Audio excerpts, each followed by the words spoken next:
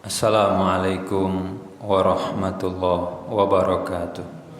Innal hamdalillah nahmaduhu wa nasta'inuhu wa nastaghfiruh wa na'udzu billahi min syururi anfusina wa min sayyiati a'malina. May yahdihillahu fala mudhillalah wa may yudlil fala hadiyalah. Asyhadu an la ilaha illallah wahdahu la syarikalah wa asyhadu anna Muhammadan abduhu wa rasuluh la nabiyya wa la rasula ba'dah. Allahumma salli wa sallim wa barik ala nabiyyina Muhammadin wa ala alihi wa sahbihi wa sallam. Qala Allah ta'ala ya ayyuhalladzina amanu taqullaha haqqa tuqatih wa la tamutunna illa wa antum muslimun. Fa ya ibadallah usi nafsi wa iyyakum bitaqwallah faqad fazal muttaqun. Jamaah salat Jumat rahimani wa rahimakumullah. Topik khutbah kita pada siang hari ini yaitu adalah perkara haram menjadi samar. Kita berada di akhir zaman di mana kita hidup di kondisi hal-hal yang haram itu menjadi samar.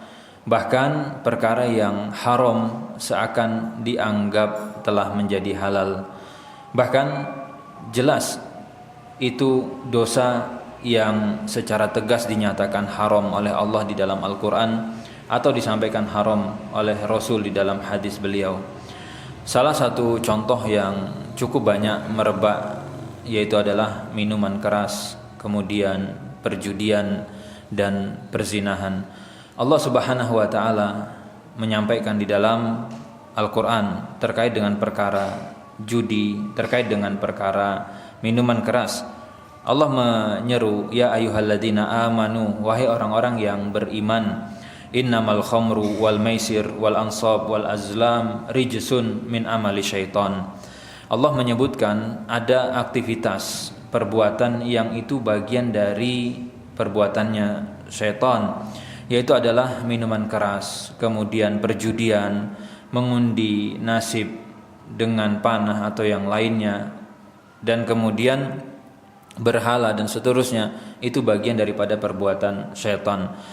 Fajtanibuh la'allakum tuflihun. Maka Allah dengan tegas menyampaikan dijauhi minuman keras, dijauhi perjudian, dijauhi baik yang online ataupun yang offline, maka secara status sama saja.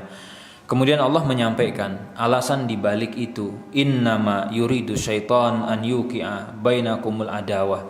Jadi syaitan menjadikan benda-benda tadi, aktivitas tadi, baik khamr, perjudian, kemudian berhala ataupun nanti mengundi nasib dengan benda-benda, ini adalah aktivitas yang tujuannya adalah untuk menimbulkan keributan, menimbulkan perpecahan, bahkan yang lebih parah dari itu yaitu wa yasuddakum an dzikrillah, memalingkan manusia dari zikir, dari mengingat Allah Azza wa Jalla, wa anisolah, dan berpaling dari solat.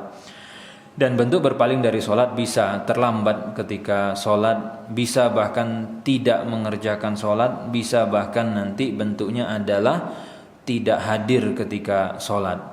Apa yang dipikirkan terkait dengan nomor undian, yang dipikirkan terkait dengan hal-hal yang berhubungan dengan perjudian. Itu poin yang pertama. Jadi secara tegas dan jelas Allah menyebutkan ini adalah aktivitas yang tidak dibenarkan.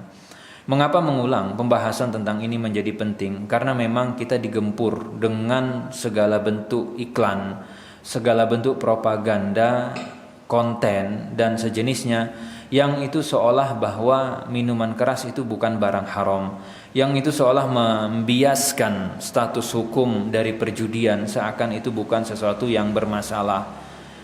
Dan apapun bentuk perjudian, baik yang dikemas dengan permainan, baik yang dikemas tanpa permainan, apalagi dengan kecanggihan aplikasi di zaman kita sekarang, itu seakan ini bukan judi, seakan ini sebagai benda yang bukan masalah.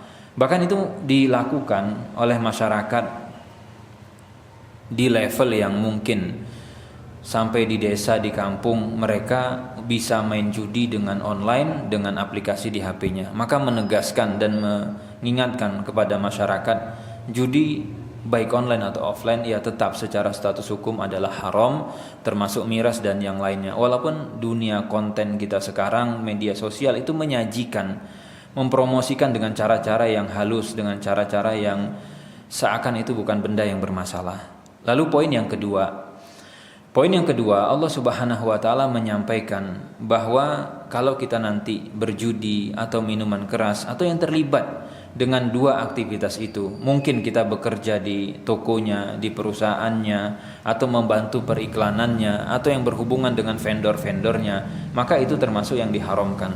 Allah menegaskan wala ta'kulu amwalakum bainakum bil batil.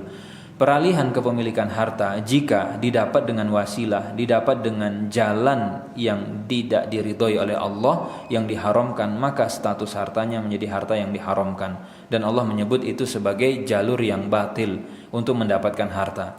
Sekalipun mungkin para pihak yang terlibat di dalam perjudian, para pihak yang terlibat di dalam minuman keras, mereka ridho, tidak merasa terpaksa, tidak merasa diintimidasi.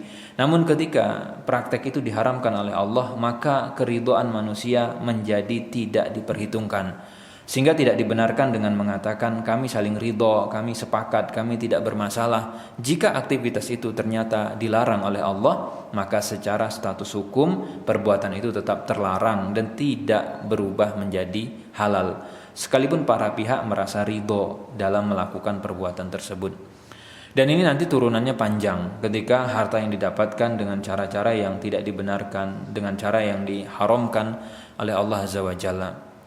Dan ada banyak hal yang berhubungan nanti dengan bisnis, dengan ekosistem, dengan industri miras, dengan industri perjudian dan seterusnya. Maka jangan sampai kita terlibat di dalam bisnis proses dari aktivitas yang diharamkan.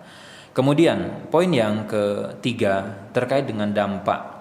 Kalau sekiranya tetap nekat melakukan perbuatan yang diharamkan, lalu kita mendapatkan uang, walaupun secara persentase atau secara statistik, kalau mau dilihat di masyarakat kita, itu orang-orang yang kaya, orang-orang yang banyak uangnya, itu tidak berasal dari perjudian. Sehingga sebagian masyarakat ketika melakukan judi, di antara dorongannya karena ingin punya uang lebih banyak dengan cara-cara yang instan. Padahal kalau dilihat di masyarakat kita, orang-orang yang banyak uangnya, yang kaya, itu mereka tidak kaya dari judi. Maka ini menjadi satu hal yang sebenarnya mengherankan. Namun sekiranya bisa kaya dari perbuatan yang haram, maka Allah Subhanahu wa taala mengingatkan melalui lisan nabinya sallallahu alaihi wasallam. Beliau menyampaikan kullu jasadin nabata min suhtin fannaru aula bihi. Setiap fisik anggota tubuh kita yang tumbuh dari konsumsi yang haram, maka neraka akan menjadi tempat kembalinya. Dan di dalam redaksi yang lain di riwayat Tirmidzi, Rasul menyampaikan innahu la yarbu lahmun nabata min suhtin illa kanatin nar aula bihi. Karena di akhirat kelak rumah itu hanya ada dua, entah surga atau neraka.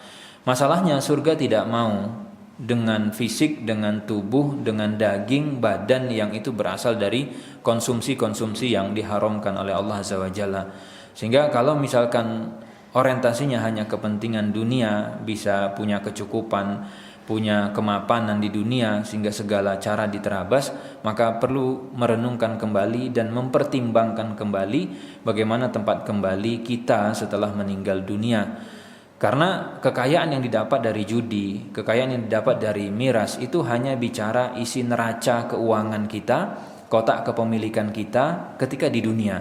Mungkin ia menambah aset, mungkin ia akan menambah nanti harta bersih kita. Namun yang berhubungan dengan neraca akhirat, bicara pahala, bicara dosa, tidak secara otomatis orang yang isi neracanya banyak, harta bersihnya melimpah, tidak serta-merta isi neraca pahalanya kemudian menjadi penuh dan banyak. Itu dua neraca yang berbeda. Dan modal yang dibutuhkan untuk masuk ke dalam surga itu bicaranya saldo bersih atau pahala bersih di neraca pahala. Dan orang kaya tidak serta-merta bisa membeli jalur VIP atau jalan pintas untuk masuk surga. Maka Rasul mengingatkan ketika tubuh kita diberi dengan konsumsi dari yang haram, dimodali dari yang haram, maka ini akan menghambat perjalanan kita masuk ke dalam surga Allah Azza wa Jalla. Dan jamaah salat Jumat rahimani wa rahimakumullah, mari ingatkan keluarga kita atau diri kita, orang-orang terdekat kita, terutama dari bahaya laten perjudian, karena judi biasanya nyangkut kepada pinjol judi lalu geser kepada miras, meskipun itu seolah menjadi tren, seolah menjadi hal yang keren atau tidak bermasalah di zaman kita, namun secara status dia tidak pernah berubah. Yang haram tetaplah haram, walaupun di masyarakat mungkin mulai dianggap sebagai sesuatu hal yang lumrah atau wajar. Aqulu qouli hada astaghfirullah li wa lakum wa lisairil muslimina min kulli dhanb fastaghfiruh innahu huwal ghafurur rahim. Alhamdulillah wa kafa wa salatu ala habibinal mustafa amma ba'd. Jamaah salat Jumat rahimani wa rahimakumullah. Ketika kita menyampaikan haramnya perjudian, misalkan mungkin akan ada yang menjawab bahwa kami sebenarnya tidak ingin mencari kekayaan dari judi, kami hanya ingin bermain-main saja, atau mungkin tidak serius, atau mungkin iseng dan coba-coba. Maka kita harus selalu mengingat bahwa perbuatan kita, bercandaan kita, iseng-isengnya kita itu jangan sampai menambah neraca pahala, menambah neraca dosa kita, lalu mengurangi neraca pahala kita. Silakan kalau mau iseng dan yang lain, tapi coba lakukan hal yang sifatnya mubah, bukan perkara yang melanggar syariat. Apalagi kalau misalkan nanti ada yang bermain judi atau aktivitas sejenisnya dengan tujuan mencari kekayaan, maka sampaikan kepadanya tentang hadis Rasul, wa ajmilu fit thalab.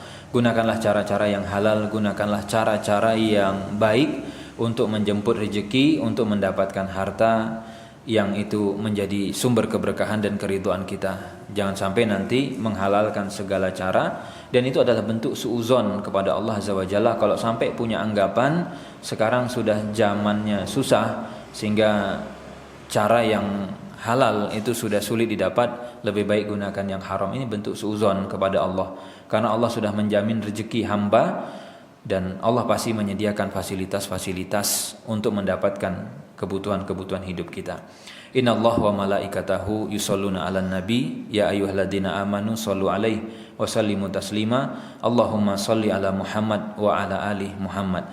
Allahumma ighfir lil muslimin wal muslimat wal mu'minin wal mu'minat al ahya'i minhum wal amwat innaka sami'un qaribun mujibud da'wat ya qadiyal hajat. Rabbana la tuzigh qulubana ba'da idh hadaitana wa hab lana min ladunka rahmah innaka antal wahhab. Allahumma a'inna ala dzikrika wa syukrika wa husni ibadatik. Allahumma kfina bihalalika an haramik wa aghnina bifadlika amman siwak. Rabbana zalamna anfusana wa illam taghfir lana wa tarhamna lanakunanna minal khasirin. Rabbana atina fid dunya hasanah wa fil akhirati hasanah wa qina adzabannar. Wa akhiru da'wana anil hamdulillahi rabbil alamin. Aqimus shalah.